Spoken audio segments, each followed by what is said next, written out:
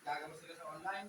Yes po, messenger siya. Para saan? Para lulukoy nila yung magkakamo yung Sabi ginagawa niya may nila. palipad hangin, magbigay Oo. ka ng ganito. Opo.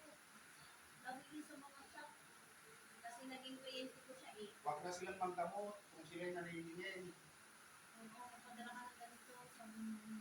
Kahit sa ibang manggagamot ka, huwag na kayong manggamot kung kayo maniningil ng pasyente nyo. Katawiran nyo, wala kayong hanap buhay. O, hindi maghanap buhay na lang kayo, huwag na kayo manggamot.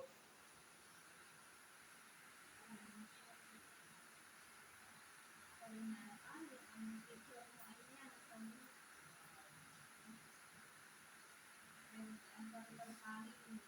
Kasi ang manggagamot, pag tinanggap mo yan, yung nakaatang sa balikat mo yan, maggamot sa kapwa mo para tumulong, meron din siyempre yung katapat yan eh. Merong maaaring isa sa pamilya may mabalikan dahil sa ginagawa mong pagtulong sa kapwa mo dahil may mas makakatapat kong malakas. Hindi man ikaw tamaan, tatama yan sa mga miyembro ng pamilya eh. Alam nila yun eh, ba't nang gagamot sila eh, naniningil. Kaya nga sabi ko, wag mong manggamot